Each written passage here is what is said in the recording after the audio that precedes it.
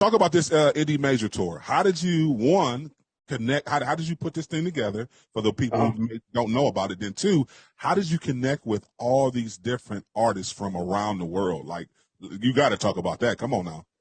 Man, absolutely, man. I'm gonna tell you something, and this is no exaggeration. That was 100% a revelation of God. I had been it came to me before when I released my first single. My first single when I started doing this right music is called Good News. And around the time I released it, I started getting global recognition from Africa and these different places, stuff I didn't ever think was possible. And when at that time different things was happening, I was able to be on a tour date with a good friend of mine, Enrique Holmes. He had just released this globally recognized project, and he was doing the tour. And he allowed me to open for him. And so it was a different type of vibe being in an environment like that. Like it lights you up for something else. And so I'm thinking, cool, I'm open to wherever the opportunities are. So when God told me that I would go, this initially how that project came, is that he told me I was going to go to London, UK back then. And he told me I would be on tour there. So what I imagine, again, like how you said, going back to space for understanding, at that time I thought, okay, you gave me enough. That's what you're telling me. I'm going to just wait on the phone call. I just wait on an email. I wait for somebody to tap me on my shoulder because that's how I thought it was going to go. And that's what I was expecting. I'm going to continue moving. I never changed that mindset. I'm waiting on it to happen, man. And, man, plain as day, it was August, about 2 years ago. I was actually doing a show in Greenville, South Carolina. God, again, told me clear, like we're talking now. You're going to go to London, UK yourself. You're not waiting on the invitation. I'm the invitation. I'm going to give you more in your way than when you start. You trust me? Let's do this, basically. And I mean, I meant that, man. I walked in the dark with nothing, and I just started trusting God, man. So I was getting some spins in London specifically. I built a relationship somewhat with a radio station there, and I reached out to the DJ over there just randomly, just kind of started walking in the obedience, and I didn't expect it to go like it did. I reached out to DJ Mark. DJ Mark gave me all these people to reach out to off his word because he was ready to rock with me ASAP. I'm talking about the first conversation. We had never talked before. And that's how I met DJ Shuns.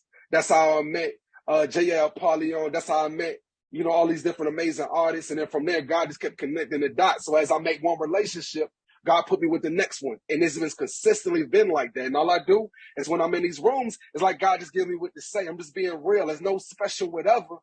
But people, we build these relationships as if we've been friends forever and we didn't know each other for nothing. When I got to London, this is true. When I got there, I never met these people in person. We embraced each other like we've been knowing each other for 10, 20 years. The love was as if we was there. I knew them. They introduced me to their crowds. They brought people to me. It was an amazing experience. And it was something that sparked something to keep going. So after that, it was just, okay, what's going to happen next? And like I told you, seeking, like you said, actually, we seek God for the next revelation. So now the tour is beginning. What do you do next? And I knew I wanted to do some tour dates in the States and all these different things. And now that I learned these things from that first experience, what did I do now? And that's how it kind of kept going, man. And relationships kept coming and opportunities was presenting itself. And now we're ready for the next one in October, And we also are getting our beginnings set for our next one overseas, which is going to be in South Africa next year. And, I'm looking to keep going, man, until God says stop. And what he's also doing is he's opened up another form of stream or another form of look through the company, which is now we have a movie part of the company where we actually made a film from that first experience in London. And from there, I had so many different conversations with other people that do directing and writing. There's some beautiful things that's going to come from something that didn't exist prior. Again, God gives it to me out of nothing because I didn't expect to do that either. So, yeah, man. So it's a global tour. It features top talent globally. And there's no other way to put it, man. God said you're going to be the headliner. And that's wild because I didn't feel I had that presence in those places, but I trust him in his presence. And the experience in London was so life-changing to me that it's just, I'm ready to do anything he tells me to do. Like for him to show himself into that, and I had no prior anything in that place, and the type of movement of God that took place there, it's like I only expect the greatest things from him now. I only expect you to blow my mind literally daily. And that's kind of how it blossomed. Listen, talk about your experience and the scene for Christian hip hop over in London. I think a lot of people don't even realize how big the presence of Christian hip hop is in London. Man, listen, focus is gigantic. It's gigantic. I was one of the reasons I was able to meet so many people. DJ Shun's my sister now, but at the time she was just, you know, a person that I reached out through DJ Mark. They have an actual conglomerate. They have a WhatsApp group that's literally comprised of the top talent in London, UK, all of them, as well as the mid-tiers, as well as the people just starting. They're in one place and they build together organically.